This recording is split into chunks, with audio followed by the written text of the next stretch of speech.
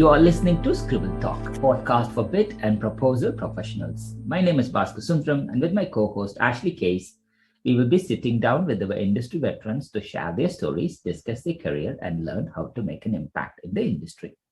Today's guest is Laura Jane Turner. LJ, as she's called, is the Sales Operations Director for Jigsaw 24, based in Nottingham, and she leads the bids and tenders team, drawing on all the knowledge she's gained in her 20-plus career. After completing her Management and Technology Bachelor of Science Honours degree at Brunel University, LJ moved into IT sales with Telco, which established her love of all things technology-based. She moved into bid management in 1998. Wow. When she got so exasperated with poor sales contract, she decided to move down the chain and then show quality tenders with results in quality contracts. Wow, that's a good buzzword, LJ. Since then, she has supported over 4 billion of bids and worked in industries from oil and gas to rail to business processes to IT, introducing governance and process to many of her roles. She's a passionate mentor, encouraging and supporting internal colleagues and supporting women from all walks of life. In fact, LJ is actively involved in groups aiming to drive female engagement in STEM, IT, and tech. Her leadership and expertise are critical in winning a key public sector COVID project that saw Jigsaw 24 rolling out 7,500 devices a week to the NHS. In her personal life, LJ enjoys motorsport, holiday, science fiction, and spending time with family. So her husband being in the military, she has lots of love on military history and engaging in the science of military life. LJ has also been voted as one of the top women in tech in 2018 and has been a PCR Role Model of the Year, TVTA Women of the Year finalist, and was highly commended exec mentor in the CRN Awards in 2022. Wow, LJ, welcome to Scribble Talk. There's a lot to talk about here. Thank you very much. Nice to be with you, Bas. LJ, let's go back to the very beginning. Where were you born? And let's talk about your high school. Well, bit of a Heinz 57 actually. My father was in the Air Force, so I was born in Scotland, lived there for all of 12 weeks before we moved to Cyprus, and we lived in Cyprus for a little while until there was the troubles in Cyprus, where there was a bit of a war between the Turks and the Cypriots, and we were actually evacuated by the UN. It was my first brush with the press when my mum and I were in the newspaper, as it was quite a big deal where we lived in rural Derbyshire for somebody to actually be airlifted out of what was at the time classed as a war-torn country. And then from there, we moved a few times around the UK, and I've ended up at boarding school in Derbyshire, a fantastic school called Lady Manners. From there, was encouraged into IT, having done quite well at A-level English, but preferring IT and technology. I then went to Brunel University to study a far more technical-based degree. After a foundation year for engineering, I then moved into management and technology.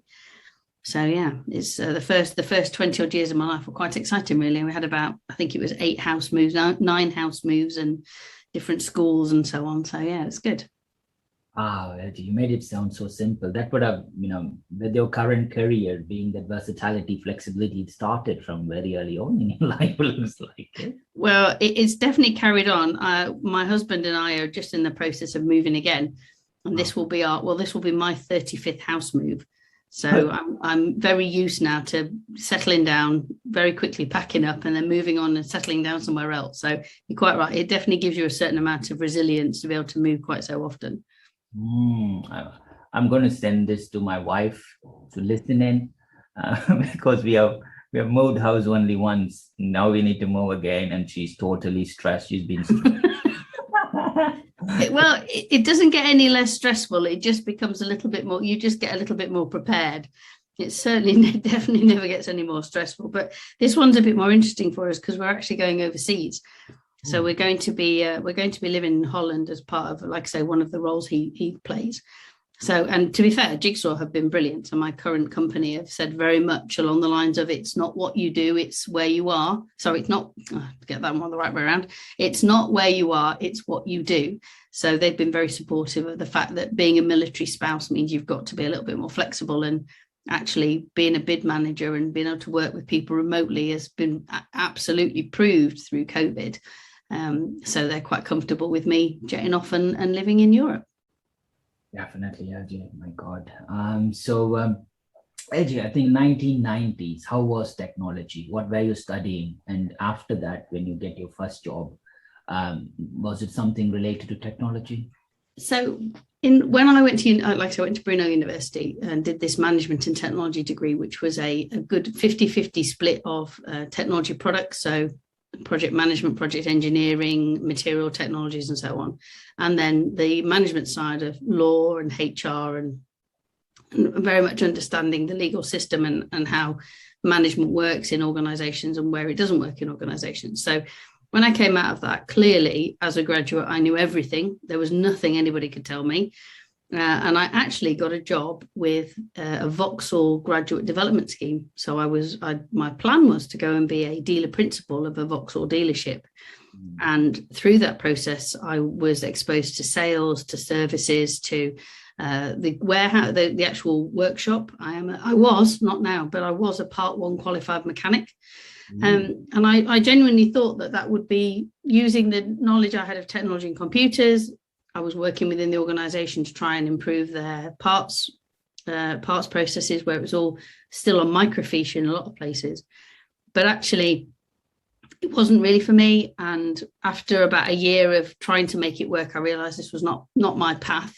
So I went to work for digital computing, which is a name that some people probably never even heard of. And I went to work in their technical sales, their Microsoft sales desk. And that was it. I was absolutely hooked. And then from there on in, throughout the 90s, working mainly in Reading, Leeds and London, where I worked for a large telco, which now no longer exists, called Energies Communications. It was part of the national grid. They had all their telephone wires on the top of pylons, and it was ever such clever technology. It was a great place to work and a fantastic introduction into both sales and kind of the corporate life. I feel like I was really blessed to be able to work there for the 5.5 years I did. And then I moved to, like I said, then I moved up to Leeds, and I went to work for a company called Planet Online, who were the people who created FreeServe. Again, I'm not sure how many of your listeners will remember FreeServe as the first free internet service that you could go into Dixon's and pick up a disk to put into your computer so you could get onto the internet. But I worked for Planet Online while they were going through that growth spurt, and that's where I worked in sales contracts. And actually, as I said as you quite rightly pointed out in the bio, the stuff that was coming through on the sales contract was hideous. It was all over the place. There was no confirmed idea of what we were actually selling them. It was a bit of a nightmare. So I worked with the head of pre-sales at the time and just basically set up a bid management. I didn't even know the career existed. I'd never heard of it. I didn't know anything about it. I didn't even realize it was called bid management until I'd been doing it for about 6 months, because it was just trying to formalize and professionalize what we were giving to our customers, which they were then signing up against. And tech was a little bit of the Wild West at that point, and it was quite good to feel that you were bringing some structure and process into a team that were pretty much fast and loose, selling whatever they wanted. Wow, starting from technology and management, digital computing, sales, that gave you pretty much an end-to-end understanding of where proposal fits in or bid management fits in, right, LJs? And how was it?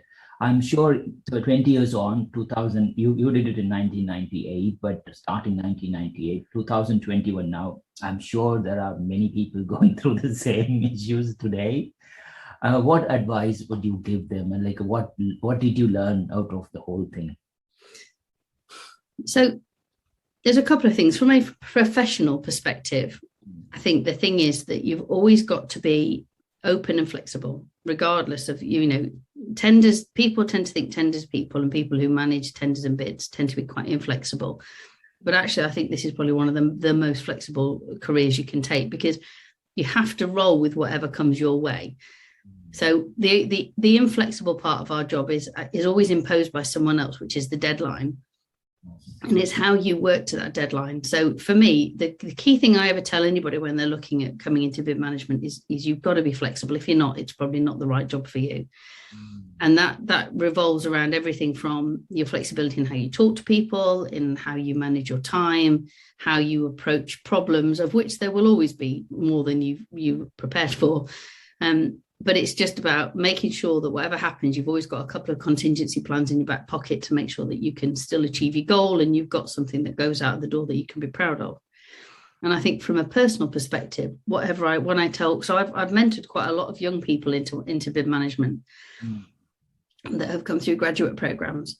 And the thing I always tell them, that you've got to have a sense of humor.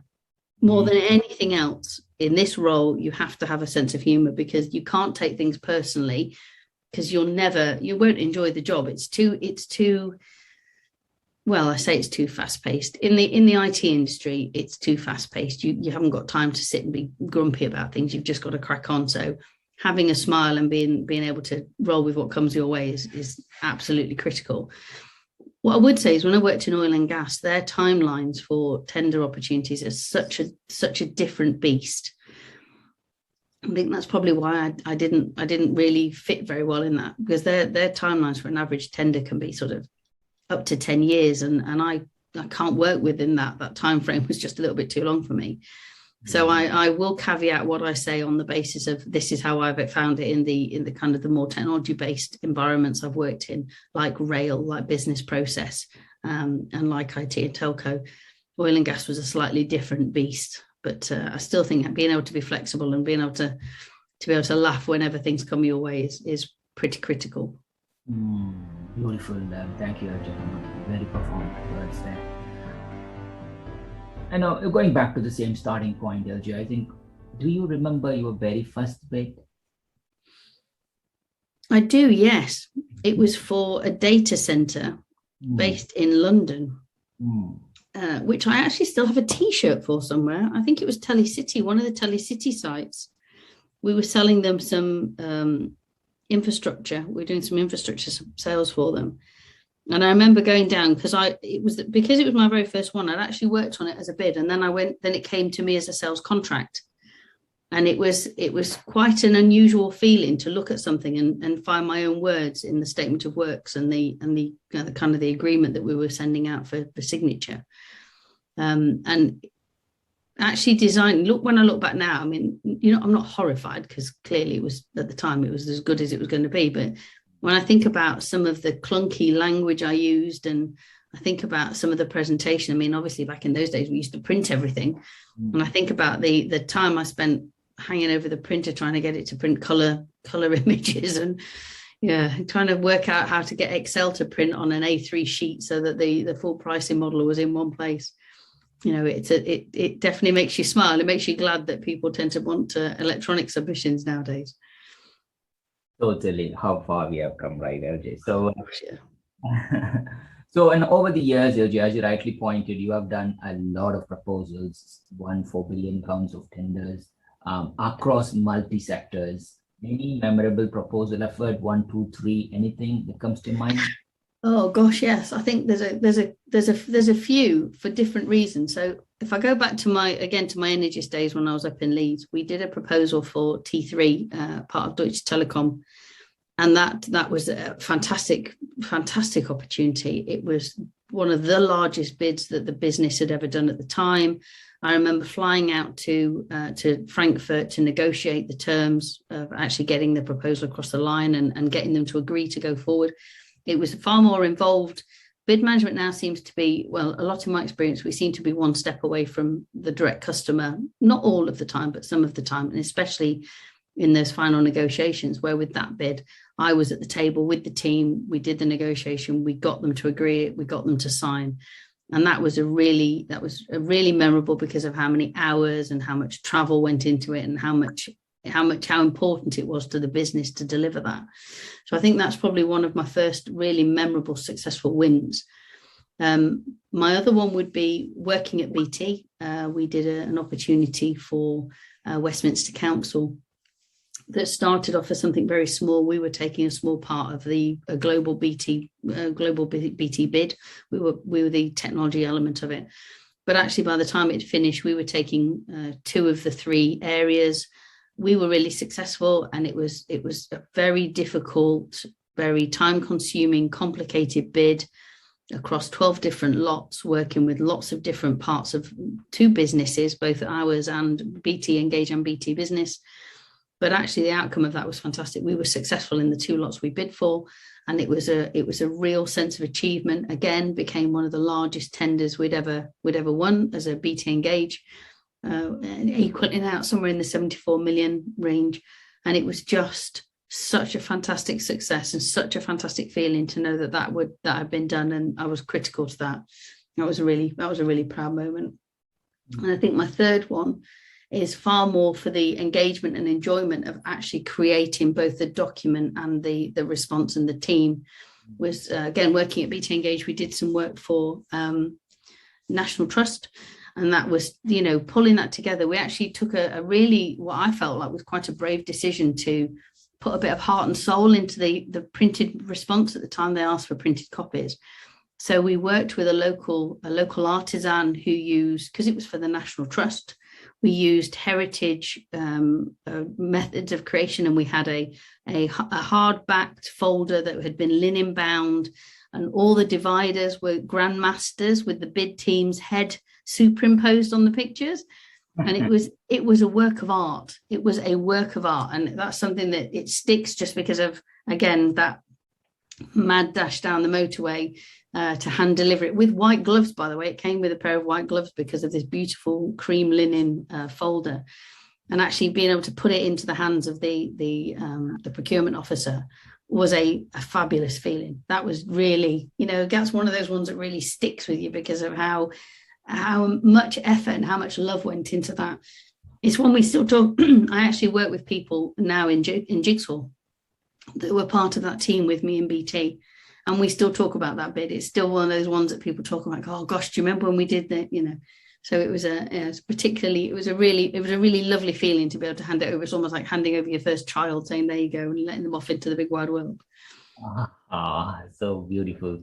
100%. I think when we have time to think and be creative, not just to fill the answers to the questions, but come out with something unique and make them feel special, I think that's what makes a big difference. You enjoy, the client enjoys it, and it becomes much more memorable. Well said there, LJ. So at what point did you join Jigsaw? Talk us through your current team and what does Jigsaw do? Okay, so let me start with what Jigsaw does. Excuse me. So Jigsaw 24 are renowned in the industry for being Apple-centric all the way through. We both sell Apple, we support Apple, we understand the infrastructure and the ecosystem behind it. Anything that's related to Apple, from mobile device management, the whole 9 yards. If you've got anything that's Apple requirement, we are absolutely the people to speak to. And we're trusted by some huge global names, which we're very proud of, so it's something we have a pedigree in and something we've got a lot of experience, and it's something that's absolutely within our sweet spot. And it's a pleasure to bid, because a lot of places I've worked in the past, Apple is seen as a bit of a dark art in the technology sector. And actually, once you get exposure to it, it goes from being that, oh gosh, I don't really understand Apple, I don't really understand MacBooks, what's all that about, to, oh my gosh, this is just amazing. It works. It just works. So that's been an absolute joy. And the other part of our business predominantly is in the media and entertainment sector. So we've done some fantastic bids for the BBC, kind of working into the really big post-production houses. But we're doing one at the minute for an organisation that's looking for some really whizzy, cutting-edge media storage. And that's, again, I'm learning something new every day with that, which is brilliant. I joined Jigsaw back in 2019. We lived at the time down south in Salisbury, where my husband was based at MOD Boscombe Down, and he got an opportunity to move to Northumberland. And the company I was working for at the time, whilst a fantastic supporter of my career to that point, weren't in a position to support me working remotely. And the sales director at the time at Jigsaw contacted me. In fact, the sales director and the services director both contacted me and said, look, we're building a team here. we're in a position where we can financially and logistically cherry pick from the people we want to work with across the industry. And you're the one we want to work with from a tenders, bid management and governance perspective. Do you want to come on board? And it was very much of a, well, I don't know, I was quite happy where I was. I wasn't looking for a new job. I was quite comfortable. And then obviously the posting came about and we knew we were moving, and I got in touch with the guys and I said, look, I'd love to come on board, but full disclosure, my husband's in the Air Force. We are going to move every few years. Are you going to be okay with that? If you're not, that's absolutely fine. I'll find a job elsewhere. But if you are, then great work. Let's make this happen. And they both said, again, as I said earlier, it's not where you are, it's what you do. So I joined the Jigsaw team in August 19. And I don't think I've looked back. It's been fantastic. It is one of those places where you look round and you can see that they have actively gone around the market and said, right, okay, who do we know who's the best at doing partner sales? Guy Sellers, we'll have him. Who's the best at doing kind of direct sales? James Pickering, we'll have him. Who's the best at doing, and they've gone through and they've actually picked out all the people that they've worked with in the past. And then when those people come in and they establish themselves and we can see real progress, then they're bringing people in with them that are the best that they know. And I've done the same. I brought a couple of people in with me. Because I know that they can really add some value to the Jigsaw message. Paula Jeffries is one lady. And it's just fantastic to think that we're building this business that's growing and is really successful. And our figures from last year have been really impressive. And it's a place that you want to go to work. And so when I joined, there was no process at all. There was no bid process. There was no governance. There was no tendering facility, really. There was a couple of really well-meaning people who were, when they had 5 minutes, would have try and apply for something and then hope for the best. So coming into effectively a blank slate was brilliant, because it meant I could come in, and all those years of experience, you tend to pick the bits that you like and you refine the bits that you think you can do better. And so effectively I started by doing the bid management I always wanted to do. But you can't, when you work in a company like Capgemini or BT, there is a process and you have to follow that process because that's the right thing to do. But here, there was no process. So it was like, what do I want to do? How do I want to take this forward? So we have a governance process that does what it really needs to do, which is to manage risk without being massively, there's not bureaucratic, it's not multi-layered. You go on a governance call and they're supportive and encouraging. They're not an opportunity for somebody to rip you to shreds because you've not filled in this box on this form on this website. It's a really supportive and encouraging environment. And that's then helped me build up a tenders team, which we are actually recruiting for again. So if you know anyone who's looking for a job, wants to work remotely, but kind of go into the Nottingham office, give us a shout. But it's looking at building a team of that experience to be able to share that across the business. And because we've had some fairly significant successes. I mean, there's the COVID project you mentioned that was competitively tendered. That was really stressful at the time because obviously it was COVID, and a lot of our traditional business was kind of coming from different places because of people working from home. And then this opportunity came up to work with the Department for Health and Social Care. And that's something I'm proud of, from a business that's never really formally tendered for things, to then go out and win this fantastic project that's actually put technology that's life-changing in people's hands. You get a great deal of satisfaction from that. Some of the feedback we've had from the care homes that technology has gone into, whilst I'm only a small part of that process, it does make you feel very proud. And that's the whole feeling you get within Jigsaw as a whole. I'm proud to work there. I'm proud to say that it's the company that I support. Wow. And I think while you were talking to, I was just visualizing literally. So, and that's the power, isn't it? I think not just to get stuck in what you write and submit, but when you see the impact that what you have written has done through, I think then the proposal comes to life. That's what makes you feel like, oh, I'm proud of what I've done, especially as you rightly said, social care, healthcare, NHS, it's like very human driven. And the technology, how it's used in the human-driven environments, and that's creating impact there. Beautiful. Well said there, LJ. So, LJ, we talked a lot about the professional career, early life, etc. Let's just slowly move on into the LJ. Okay. Okay. So before we get into that, LJ, I know you are one of a big-hearted industry leader who gives a lot of time in mentoring, and that clearly tells the awards that you have got, the top women in tech, PCR role model. Talk us through about this. How do you say that? Hash 1 of a million campaign? Yeah. So the WISE 1 of a million it was a campaign run last year that was trying to show that women we are still underrepresented in tech. I think it's something ridiculous, like 37%.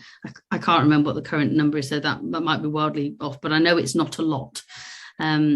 It was an opportunity where actually to stand up and say, I'm in tech. I might not be a traditional tech person, so I'm not a developer, I'm not a programmer or a coder, but I am a woman and I am in the tech industry. And actually, I'm really proud of that. And WISE, we're trying to show that there is actually a groundswell of women looking at technology and recognizing that this can be a career for them. And so the current campaign this year is this little girl, or this little girl is me, or me as a little girl. I can't remember the exact wording, but it's the same sort of thing. It's very difficult for people to become what they cannot see.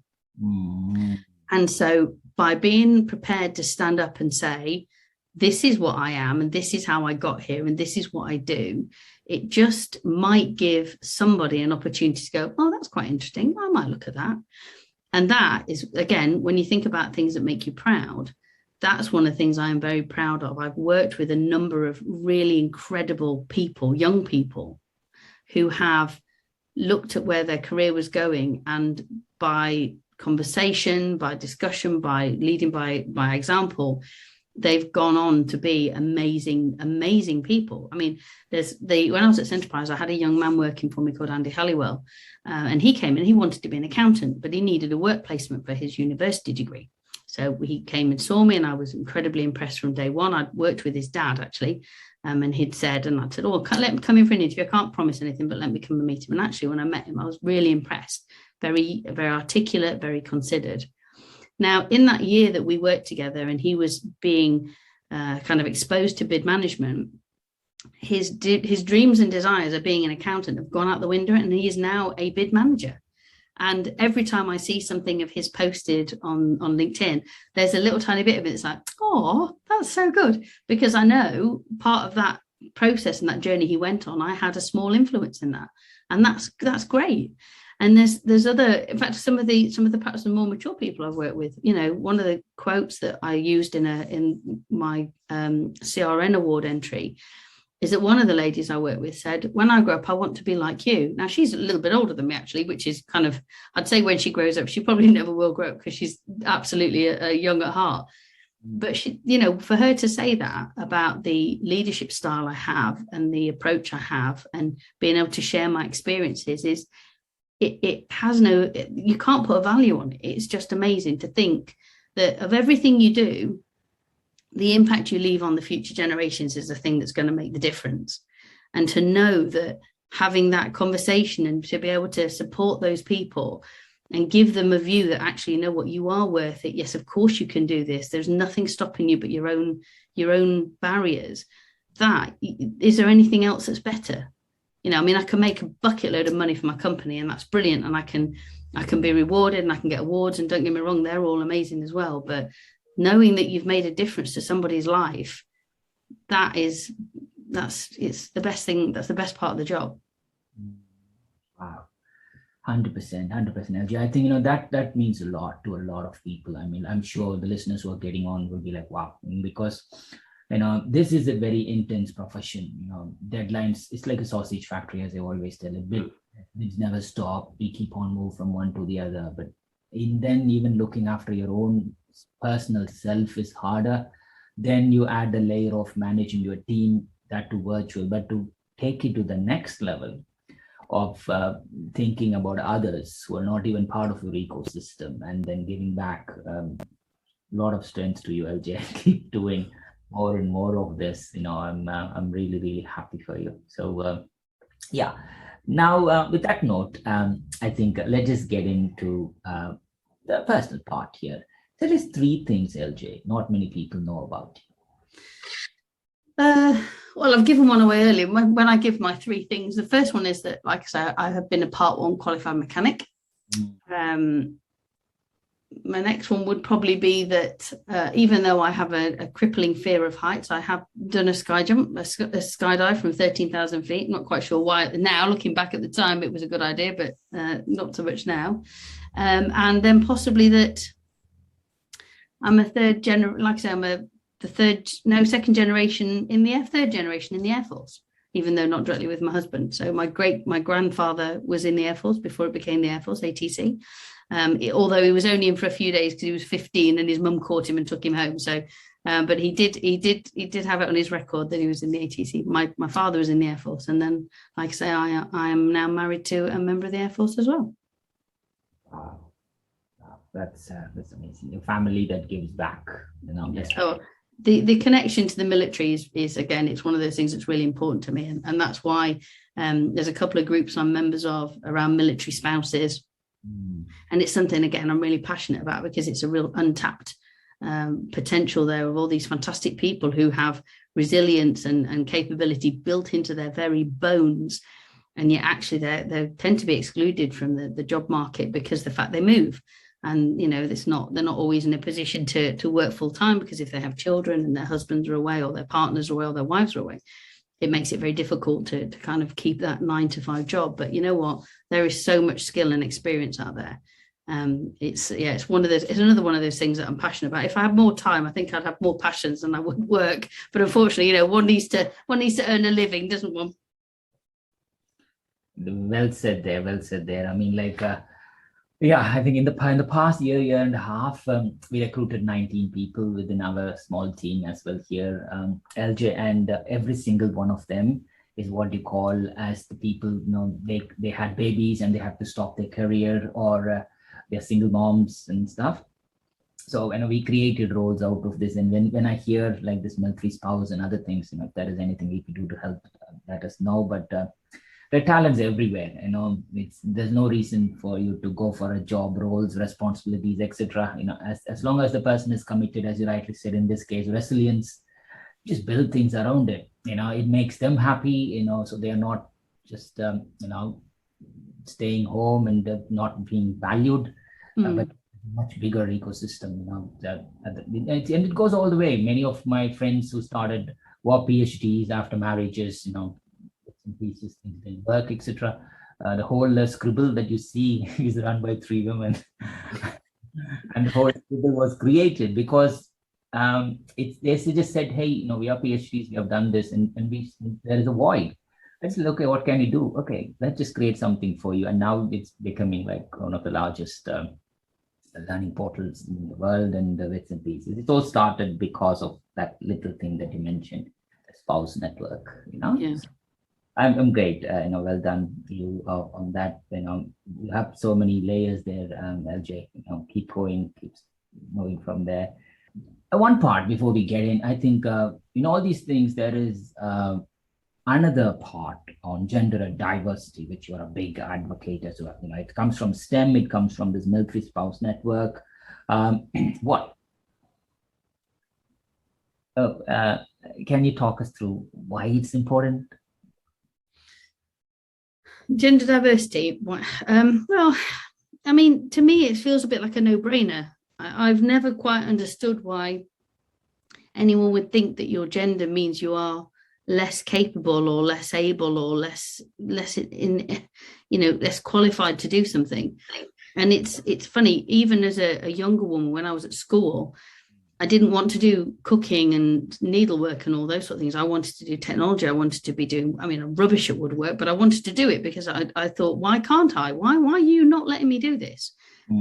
I was one of the very few girls who played softball because all the girls were playing tennis and rounders. And I'm like, I don't want to do that. I want to do what they're doing. Why can't I do what they're doing? And so whilst I don't think I would never label myself as a flag flyer for diversity and inclusion. Actually, when I look back at my past, actually, I've been fighting for this for pretty much all my career, because it just makes me annoyed that you've got all this skill and this ability, but you're not giving those individuals an opportunity to make the most of it. Now, regardless of whether that's because they are their gender is, what their choices in life are, what their religious background or their ethnic diversity. None of that should matter. It should always be about what they can bring to that particular party at that particular time. And so I think it's really important that we make sure that those people who don't have a voice are heard through us. Now, whether that's by us recruiting them, supporting them, developing them, training them, mentoring them, or just being prepared to stand up and say, I am one of a million. I don't think there can ever be too much or too little, as long as you're doing something. Because if you don't, there's this fantastic untapped resource that is not helping both the personal development of that individual, but also the country's economic growth.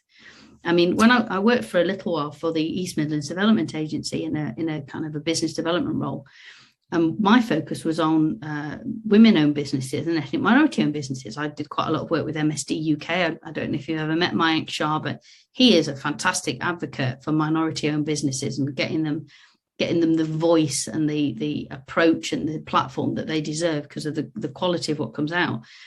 And actually, when you work with those groups and you see how hard they're trying to just be afforded the right to speak, it's really frustrating, because you're like, that they're there and they can do great things. And so that passion and that desire to make sure that we made the most of the diversity that's around us has always been there, but it really kind of came to light. And I was fortunate enough to be on a couple of national task force, one around women's enterprise, and I said one about diversity enterprise. And actually, some of the things that are happening are almost like the best kept secret. There's all this fantastic stuff going on that people just don't hear about. So one of my roles there was to make sure that we were hearing about that stuff and we were showcasing it. And we ran a women's ambassadors network in the East Midlands to try and encourage those women-owned businesses to kind of come up and speak out and be heard and be seen. We supported a number of initiatives through the Leeds. It was the Yorkshire Forward that led the ethnic businesses, and we supported a number of initiatives there to help them again do the same for ethnic-owned businesses across the country. Because actually, you know what? If we don't, it's not just those individuals losing out. It's us as organisations and companies and individuals, because of the value they can bring. And it just makes me a bit. I think it's one of those sort of things that you look and think, how can you not see it? How can you not see that this is a good thing? How could you possibly think that discriminating against somebody for any reason adds any value to the conversation? How does that help? And like I say, it's one of those things that, whilst I might not necessarily be walking around flying flags, it's something I've always tried to make sure that equality, that understanding that everyone has got something to say, is kind of incorporated in what we do and how I behave. Very profound, and it's very valid. At the outside system, it does look like everything is fair, but it's not. And it's important for people like you and others to just keep reminding of inclusivity, diversity, and women spouse, and all these things. And I think that's great, LJ. So it's becoming very, very powerful and very what we call heated. Yes. Yeah. Well, I mean, we've Jigsaw's been really brave. I say brave. I'm sure they don't think of themselves as brave. They think it's probably just the right thing to do. But we've actually tackled a lot of unconscious bias, where it's people recognize the fact that nobody in our business is what you'd call an out and out anything racist or sexist or anything like that. But unfortunately, people do still hold unconscious bias just because of the way they come from. But actually, Jigsaw have gone, you know what, we recognise that and we're doing something about it. And that's part of the reason why it is such a great place to work, and why I'm really proud to be part of that kind of organisation, because recognising there's an issue and dealing with it is key. That's me in demand. Having that, recognising that being brave enough to say there is something that we need to address and then do something about it is far better than just going, no, we're fine, we have a policy, everything's fine. So, it's as a country, as a series of professionals, there's so much more we can do, but at least people are starting to recognise that these things need to change. And that is something that, gives me a great deal of heart to know that there is change ahead. That's it, LJ. That's it. So, LG, let's go into what we call the rapid random fire questions round. There's no right or whatever comes to your mind, just go for it. Yeah. Some could be fairly straightforward, but some could be like, what's this about? So let's go. If you could become invisible for a day, what would you do? If I could become invisible for the day, I think I would sneak into the Prime Minister's office and see how he really talks to his people. Nice. The 3 out of 10 response always is about this. If it's in the States, it's about White House. What would you say if somebody asked you that question? What's your response to that?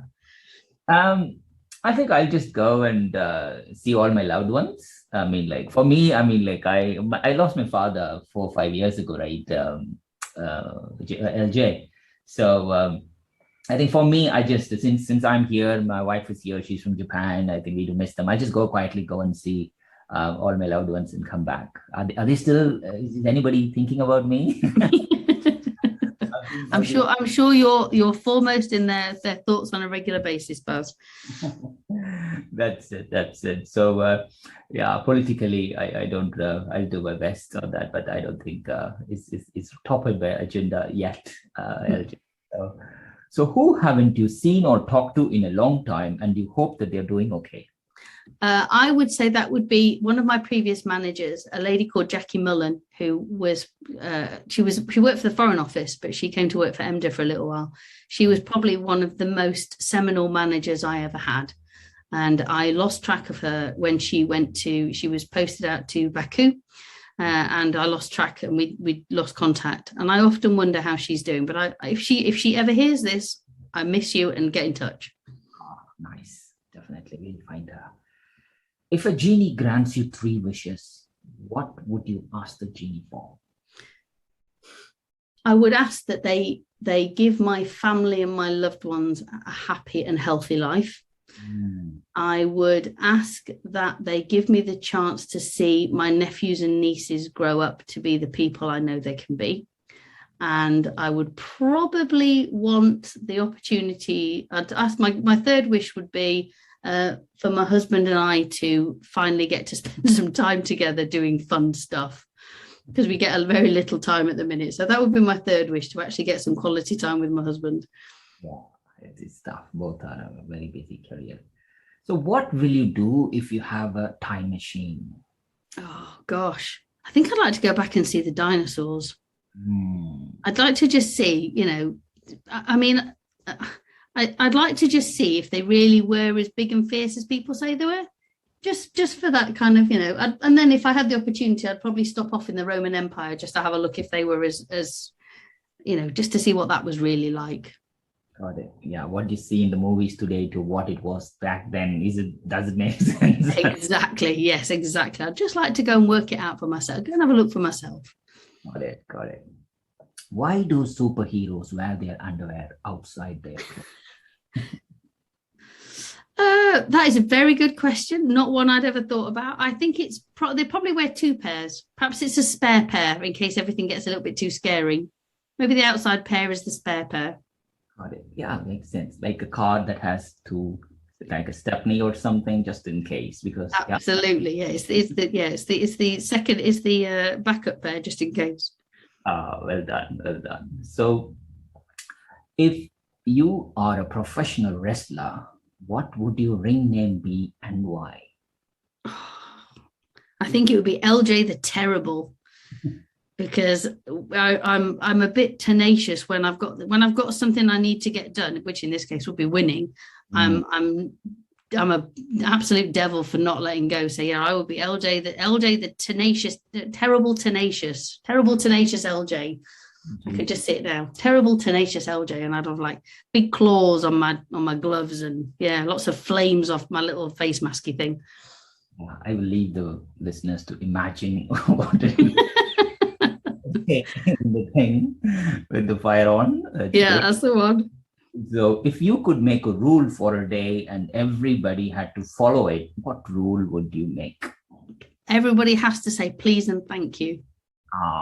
That would be my rule for the day. Everybody has to say please and thank you, and just see how much nicer the world is by that little bit of common courtesy.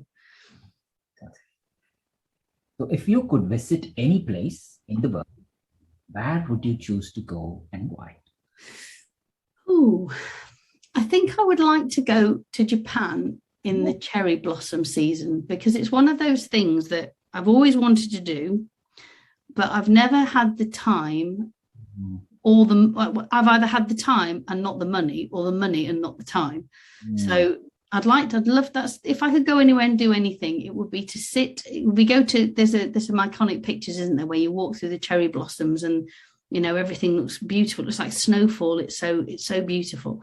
Yeah, I'd like to go to Japan and see the cherry blossoms. Write it in your bucket list, LJ. Next summer we are going. This is it. I will find the time one day. I just hope it's while I'm still able to stroll around and look at it all. Because every other year I go to Japan, and it's all the first time it was fascinating. Second time, it's just under the flowers. It just went out. Same feeling you have snow for the first time. Wow, snow. Second time, my God, I can't even walk properly. This snow. Absolutely.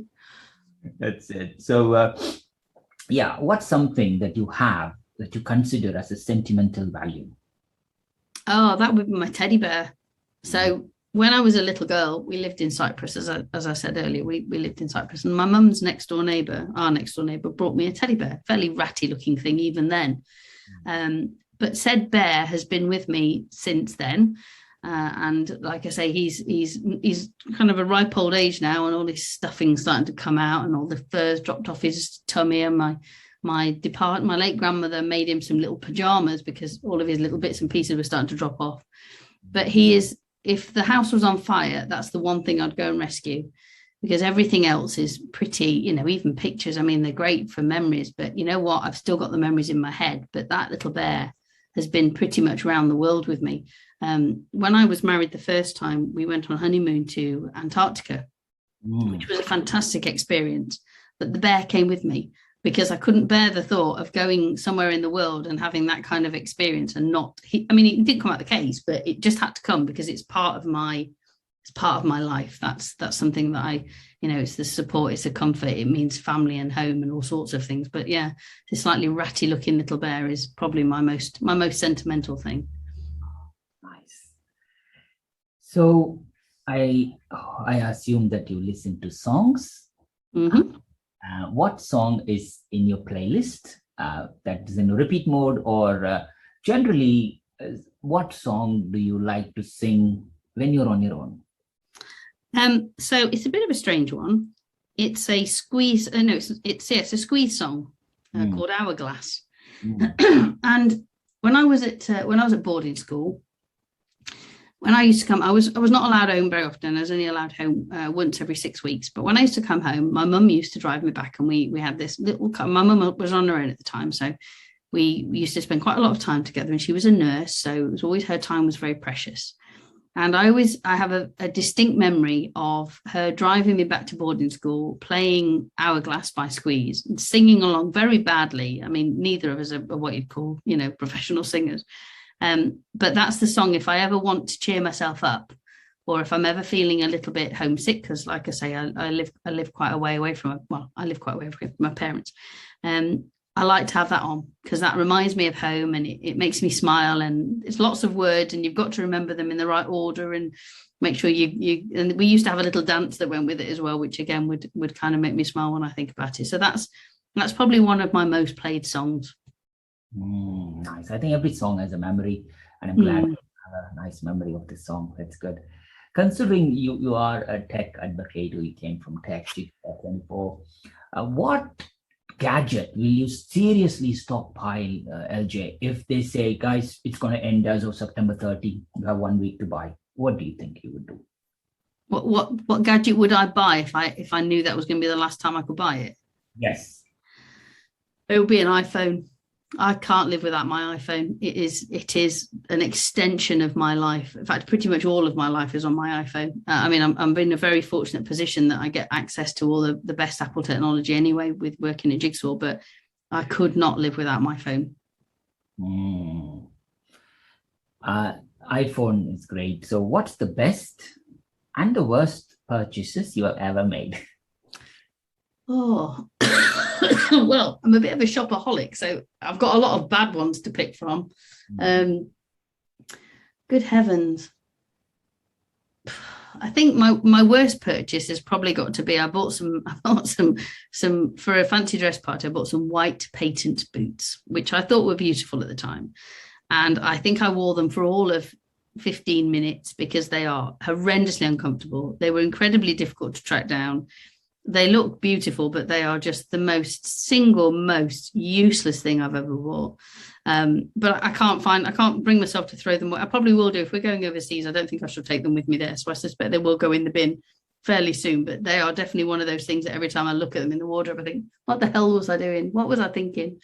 But I think my best purchase, I'm going to say it's a decent knife. There is very little in life that is as satisfying as being able to chop something up with a decent knife. So I'm going to go with that. I've got a lovely. It's like a kind of a. It's beautiful steel, and it's got a really nice handle. It's got great, my beautiful knife. That's what I'm going to go with my best purchase. Nice. So, if you could eat only 3 food for the rest of your life, what 3 food choices would you pick? Steak, salad, and blackberries. Oh, salad, blackberries, water, veg, meat, and fruit. Yep, that's one of my ideal dinners. You know, when you sort of sit down and think, well, what should I have tonight? Well, you know what I'm going to have. So yeah, steak, salad, and blackberries. Got it. Very quintessential British fruit, isn't it? A blackberry. The last 3 questions before we close the episode. So, who are the people who have been the most influential in your life and career? Most influential has got to have been my mum. From a personal perspective, I mean, she is my absolute biggest supporter, and vice versa. I'm her biggest advocate, and she's always been very much of a whatever you want to do, you can do it. And on the times I've not quite reached the level I've wanted to attain, she's been the one sitting there going, you can't knock yourself. You've done a really good job. You tried your best. That's all you can ever do. And her reassurance and support and love is absolutely fundamental to who I am. So she's my absolute major one. I think from a career perspective, my current sales director, Tim Badil, has been in and out of my career for a number of years. And he's a great inspiration. He's a great person to work for, and he's a great person to work with. So he's probably a great supporter and a great advocate. And him, along with the services director, David, really do make the job fun. And I would be remiss if it weren't to say that the other biggest supporter I've got is my husband. He has, bless his little heart, he's trailed me around the country when we've moved areas, and he has supported me when I've been a bit unwell. And he is absolutely my biggest advocate, my biggest supporter, kind of day to day. And we make a great team. And I think that's, having been married before, I can honestly say that having a partner who is a kind of on your team and is absolutely on your side is one of the greatest blessings you can have. So I'm very lucky to have that support on both a personal and a professional level from my family and my friends and from my team. My dad's amazing. He kind of gave me my love of technology and engineering, being an engineer himself, but unfortunately I don't get to see very much of him with him living in Cyprus. But my mum and my husband are my cheerleaders at home, and my boss and David are my cheerleaders at work. So I'm very lucky. Totally. I think somebody who has a big heart always gets surrounded by good people, LJ, and you are one. So I'm totally blessed for you. And LJ, we talked about your early life, career, technology, your passions, hobbies, interests, a few random questions. Is there any part of your life or career that we haven't touched, or is there anything else that you would like to share before we close the episode? I think from my perspective, we've covered most of it. I think perhaps the only little bits are the odd times I've stepped out of sales and bid management. I was the general manager of the student union of Derby University for a little while. That was an exciting job. It absolutely made me appreciate the value of a really good cleaning team. We've had 3 or 4 bars, and believe you me, after some of the events, they were not a pleasant sight. So yeah, having a good team around you was critical for that role, and a lot of fun. I think the only other thing is that, I'd like to think I'm quite approachable. So if there's anybody listening that wants to talk about either IT or bit management or coming to work for me, or any of those things that perhaps sometimes you're just not quite sure who to talk to and you don't really want to take it down a formal route, but you just want to ask a question, then, I'd always be more than happy to help where I can, because I think it's people who have done that for me over the years, have given me the opportunities to be where I am now. And I'd like to think that I'm in a position to now be able to help other people with those same sort of questions and queries, and sometimes your fears and your uncertainties. So, if there's anybody out there who wants to talk, you know where I am. Just give me a shout. Wow.